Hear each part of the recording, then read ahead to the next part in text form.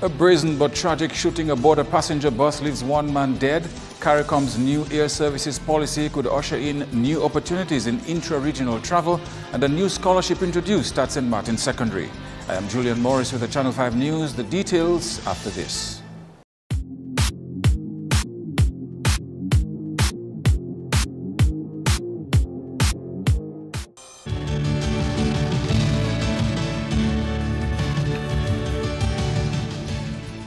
First up, investigations are ongoing into the shooting death of a man from the Girondel-Egliston area Wednesday afternoon.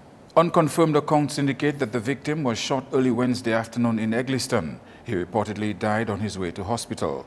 There are accounts that 2 men were involved in the shooting. Up to news time, Channel 5 News had not received any official police report on the matter. We'll bring you more information as it becomes available. In more lead stories, the Caribbean Community CARICOM says progress is being made in better connecting the people of the region through transport. The CARICOM Secretary General, Ambassador Erwin LaRocque, spoke ahead of the organization's 30th Heads of Government meeting in Grenada, which started Wednesday. Multilateral Air Services Agreement, the policy for which we will be putting to heads for approval, will allow for I should say more opportunity for inter-regional travel. And if you'll just permit me, I will give you some of the elements of that piece of work that we are dealing with. The agreement concerns operation of CARICOM air carriers, so it really is focused on those owned by CARICOM nationals, big and small, and we have a number of small operators in the region. It provides for fair and equal opportunity for all CARICOM air carriers to compete in air transportation covered by the agreement. So, for instance, SVG Air, which I saw when I landed here, would have the ability to fly for the region once certain standards of safety and otherwise are met. He recognizes the proposed agreement can lead to an increase in the number of people and goods moving across the region. The issue of cost of transportation, air transportation, is one that continues to concern us. It will come up again. The transportation model in our region is unique, short haul, takeoff and landings and the like, but it's something that is of concern, and that will also be looked at. We have, within the context of the Commission on Transportation, our airlines are talking to each other. That will also be discussed. The airlines are looking to see how they can cooperate and collaborate better to allow for, that is the CARICOM airlines, to allow for doing certain things together that could result in economies of scale and purchase of spare parts, etc., for example. Other items on the proposed agenda include a review into the CARICOM single market and economy, regional security, tourism and human resource development. Dominica's eye care program is receiving a thumbs up from a London-based institute. Here is Andrea Louis with more. A team from the London School of Hygiene and Tropical Medicine was on island to observe and assess Dominica's diabetic retinopathy screening and treatment program, which is part funded by the Queen Elizabeth Jubilee Trust. Diabetic retinopathy is a diabetes complication that affects eyes and is caused by damage to the blood vessels of the light-sensitive tissue at the back of the eye, the retina. A lot has been done even before the involvement of this specific program. The eye care team here spearheaded a national program for diabetic retinopathy screening and treatment, and in the last 2 years the Ministry of Health has supported the program in training the personnel that's required to identify all the diabetics that will need an eye check in order to prevent avoidable blindness. Dr. Bhaskaran commended the program's comprehensive coverage of the country and says moving into phase 2, there will be more developments to the project. Looking forward to phase 2, we will work on strengthening that training through adding an international certification training to the screener graders that are already working in the program. There's also need for more equipment, particularly the mobile equipment cameras, which have allowed the program to cover the whole country.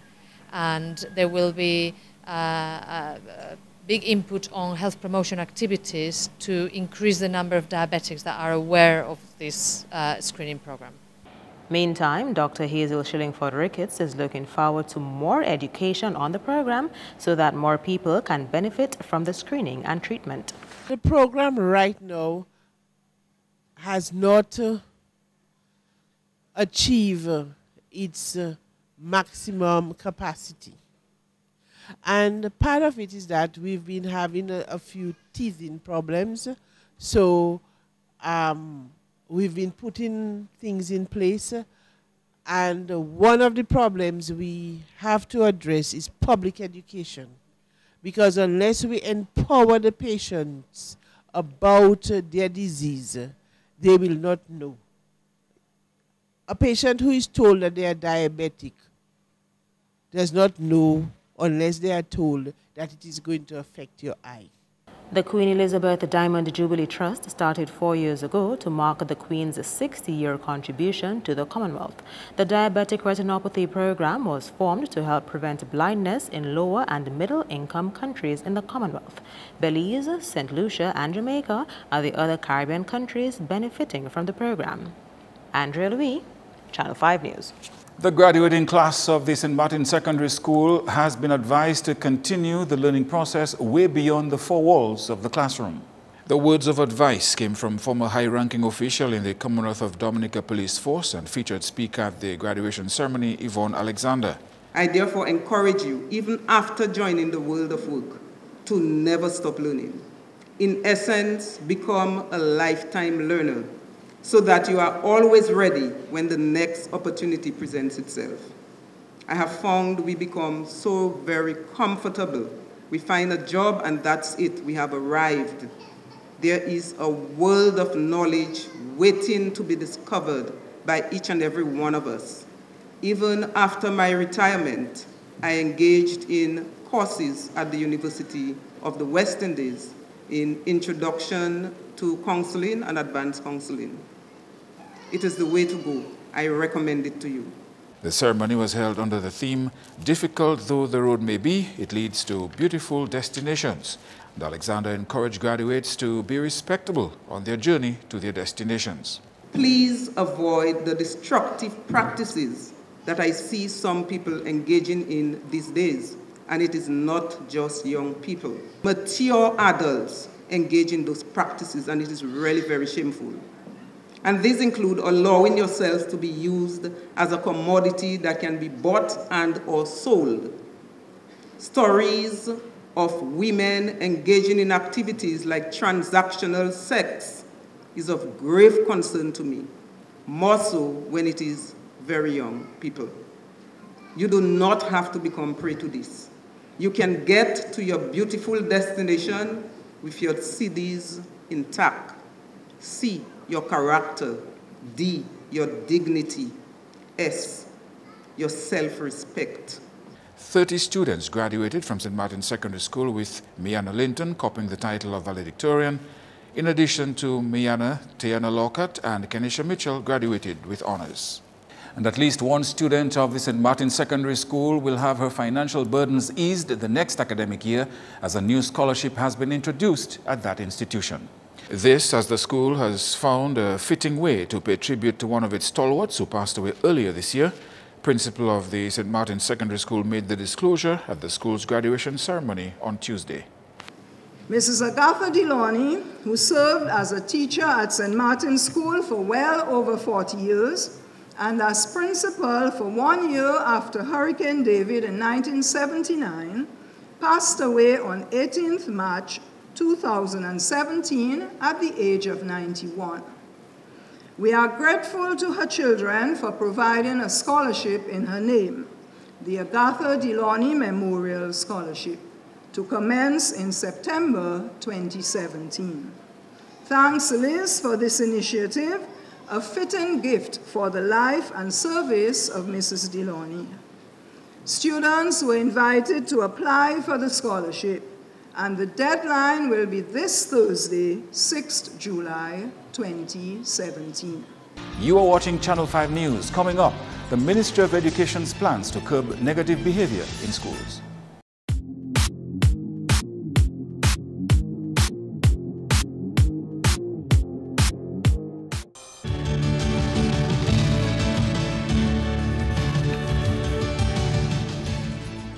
Thank you for staying with us. The Ministry of Education to step up its efforts at ending deviant behavior at all schools in the new year.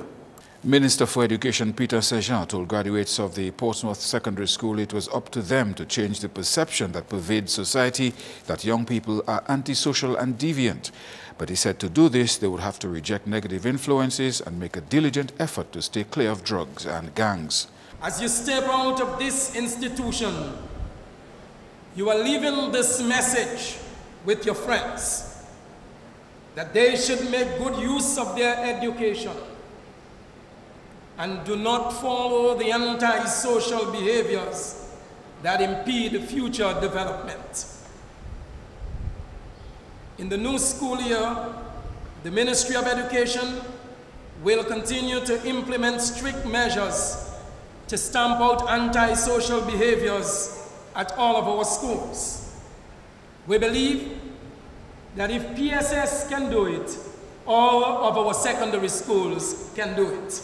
The minister told graduates that as they move forward towards greater success, they would need the support, involvement and commitment of parents and the wider community. He said government remained committed to education in spite of the challenges. We are focusing on a strong foundation in the core subject areas, in numeracy and in literacy, as well as non-traditional areas of study. In fact, our renewed focus on TVET, technical vocational education and training, and the development of the Center of Excellence at the Dominica State College are just a couple examples of how we are attempting to equip our youth with the skills that they need to market themselves in the local, regional, and international job market. The Business Studies Award for Excellence in Principles of Accounts went to Shaida Francois. Award for Principles of Business went to Jessima Carrette. She also got the award for Most Outstanding Business Student. And the management of the Grotto Home for the Homeless is struggling with an accommodation shortage. No more residents can be accepted into the Grotto Home, which is being housed in the former Dominica Club building on the corner of High Street and Bath Road. In the meantime, plans are underway to relocate to the home's new building at Belvedere as soon as possible. This building will provide increased accommodation. Currently, 36 residents are being taken care of at the Grotto Home. Acting President of the Grotto Home Board, Paul Green, and Board Member Parry Bellot agreed that they are experiencing space issues. We have stopped taking well, except for one. There was one guy, who lost both legs, and he was living on somewhere under the cliff, or somewhere by the Catholic Church at Kingsfield. And he was really in dire straits. And the hospital said that they would have to take him back over there. So they came to us, and a nurse, in fact, was there. And we decided, okay, fine, we can accommodate him. One of the things, we've always been a lot more flexible in accepting people in, say, the infirmary. So, but you can be flexible only to a point. We reached a stage where we just couldn't take any more. Green noted that there are applications for new residents, but they had to resort to refusing the candidates and payments for them. Another mounting problem, Green pointed out, is the building's dilapidating state. Over there is not good at all, at all, at all. As the quicker you can move, the better. The place is a real mess, It is. It's leaking, it's falling apart. leaking, everything. Toilets, water. The other day, there was a plumbing problem. It took a long time to resolve. Catholics in the Calibishi area have dedicated a new house of worship on the weekend after years of what Parish Administrator Deacon Alvin Knight describes as kudme.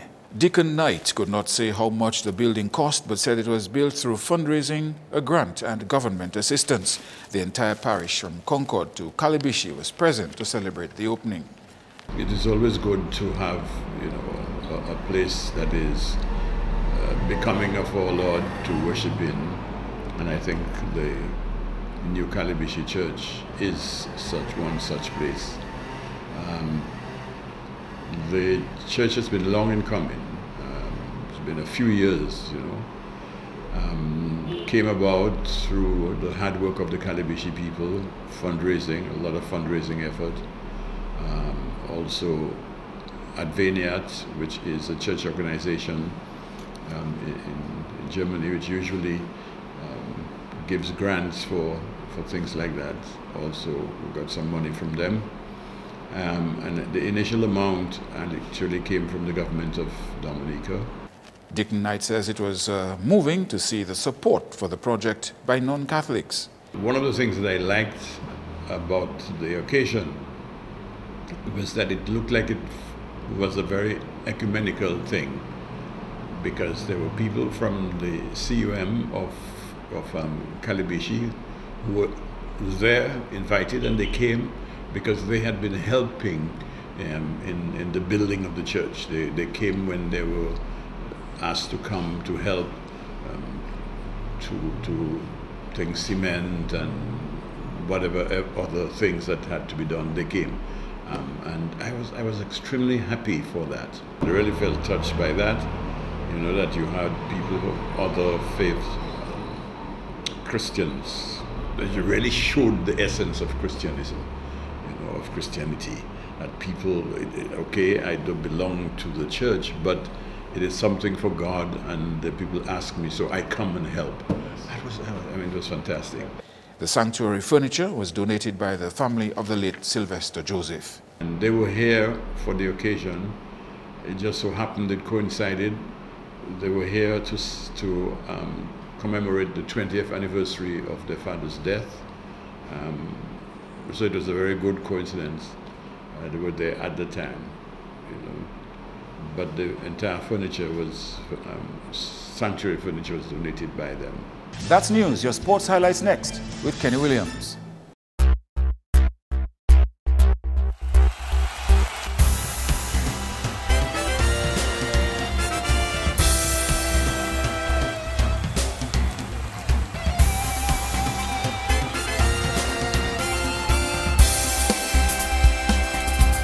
We begin with football, where Dominica finished 0-0 in their match against St. Lucia in the Windward Islands Senior Men's Tournament, which placed them in second position on Tuesday. National football coach Joseph Lachu says he was pleased with the quality of play despite the draw. No, it was not the result I was looking for, but ironically, it was actually the performance and the build-up and the possession and penetrating down the flanks and the crosses is what I was looking for. It's just we didn't finish the chances and we drew 0-0. I cannot see why Dominica is the 5th ranked team out of the 5 teams.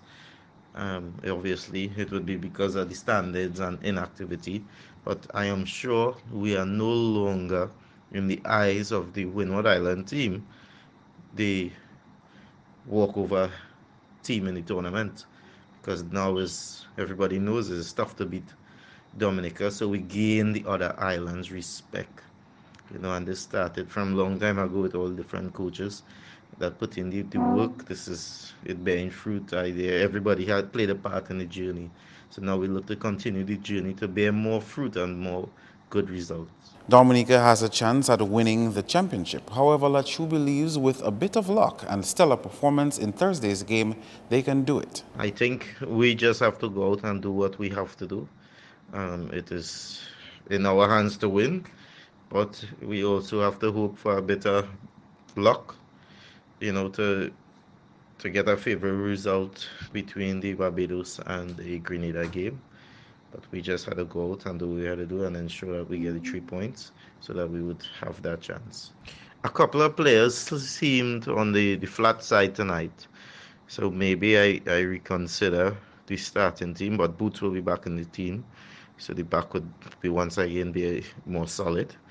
I think Travis did not give us that energy he had before, but I know he had a slight groin injury. Maybe that bothered him. The defense remained solid because St. Lucia still, they got 3 chances, but not much because the defense dealt with them.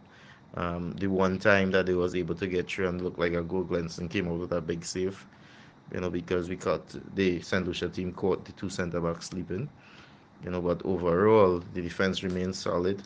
We just need to play a little faster in attack now, and I think the last game should be nice. The point standings after Dominica's 3rd match: Grenada first on 7 points, Dominica and St. Lucia tied on 5, St. Vincent and the Grenadines next on 3, and Barbados 1. Dominica's final match will be against St. Vincent and the Grenadines on Thursday at Kirani James Stadium at 5:30 p.m. Moving on to cricket, the selection panel of Cricket West Indies recently named a 13-man squad for the Finolex Pipes T20 International against India carded for Sabina Park on July 9. Windies hard hitter and experienced opening batsman Chris Gayle has been named in the squad. The left-hander is the highest run maker for West Indies in that format with 1,519 runs, averaging 35.32 at a strike rate of 145.49, including 2 centuries. This will be his first T20 international at Sabina Park. All-rounder Jason Holder has been rested for the match.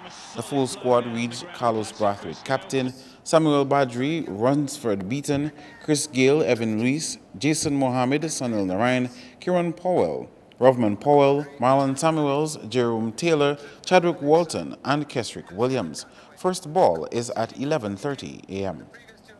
Meantime, West Indies women captain Stephanie Taylor believes confidence will be key if the team is to have success in their match against New Zealand on Thursday.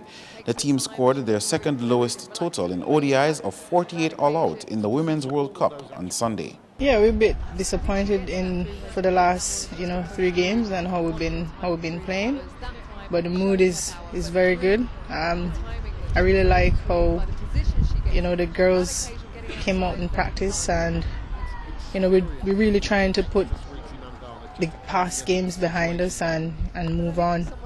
We had a training session, and we look ready. So we hope that we could come tomorrow and put in a good performance. I think it's all about self-belief. We really need to look in deep within and try to get that confidence back. She says losing Shakira Silman and Shamila Connell to injury will be a blow for the team in their game against New Zealand. We are sad. Shakira and Connell been our powerhouse, at the top, and to see the way how they just go out of the cricket, and we're still in the competition is very hard. We're trying to balance as a team. You can't really replace those two. Next up, Dominica's national under-15 squad continued with preparation for the CONCACAF Boys Tournament with a warm-up match against Barbados on Tuesday. The national under-15 team went down to Barbados 5-1 in that encounter. The national under-15 boys went down to Barbados 5-1 in a warm-up match on Tuesday in Barbados. The boys, who went to work on their visas before traveling to Florida for the CONCACAF Under-15 Boys Tournament in August, will use the opportunity to play 2 warm-up matches as they continue to prepare for the said tournament. The next warm-up match will take place today against St. Lucia. Back with more cricket, where the sports division has announced a 16-man squad ahead of the Sir Garfield Sobers Schools Cricket Festival in Barbados from July 9. The players are products of the sports division's school cricket program who have represented Dominica at recent Windward Islands aged tournaments. The full squad reads Corwin Dupini, captain, Majid Peltier, vice captain, Gamael Ofar, Lincoln Durant, Derry O'Geese, Nigel John Luis, Malachi Xavier, Rion Abraham, Alex Lamar, Carlian Wilshire, Lester Sluis, Nelson Maxim, Delani Alexander, and Anakim Morrow. Kieran Celestin and Vaughn Elize are reserves. Edmond Ordain is team manager and Thomas Kentish coach. The 2017 Sir Garfield Sobers School Cricket Festival is carded for Barbados and begins on July 9. That's all the sporting highlights for now. I am Kenny Williams. Be sure to join us next time.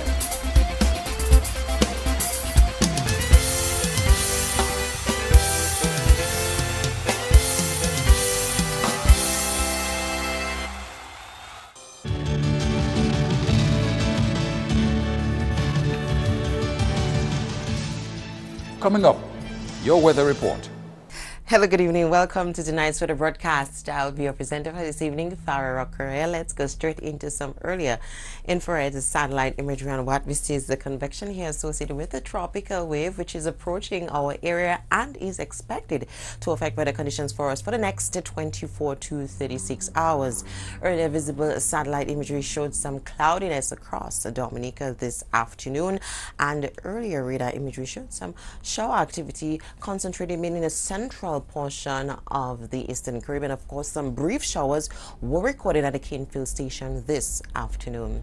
The weather tonight is expected to be partly cloudy to cloudy with scattered showers, and also some breezy conditions are expected. A chance of isolated thunderstorms is expected late tonight into the early morning tomorrow, Thursday. Partly cloudy to cloudy skies expected, and also some breezy conditions as well. And as I mentioned earlier, possible thunderstorm activity is expected in the early part of the morning. Let's move on now to the sea conditions. Well, it is expected to be moderate and waves will pick up to 7 feet. Let's move on now to the 3-day forecast. Well, tomorrow, Thursday, as I said, it'll be partly cloudy to cloudy with some scattered showers and breezy conditions, and there'll be a chance of isolated thunderstorms in the very earlier part of the morning. On Friday, partly cloudy to cloudy skies with some showers, and on Saturday, mostly cloudy with some showers and possible isolated thunderstorms. Let's look ahead to see what's happening in the rest of the Caribbean tomorrow. Well, partly cloudy to cloudy skies expected across the northern portion of the islands and the southern portion. Cloudy skies with some thunderstorm activity, of course, that is associated with the tropical wave, which I mentioned earlier.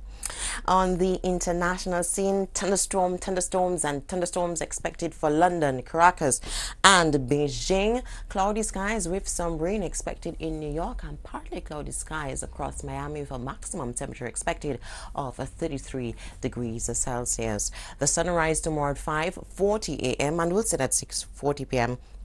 Of course, we are in the hurricane season. Keep abreast with your weather information. Log on to our website at weather.gov.dm or call the weather hotline at 447-5555. Join us tomorrow evening for your next weather broadcast. Thank you for viewing. To end the news, the headlines again. A brazen but tragic shooting aboard a passenger bus leaves one man dead. CARICOM's new air services policy could usher in new opportunities in intra-regional travel, and a new scholarship introduced at St. Martin's Secondary. Feel free to contact us at news@mapping2k4.com. You can access our past newscasts on our YouTube channel. On behalf of the production team, I am Julian Morris. To our viewers around the world, thank you for watching.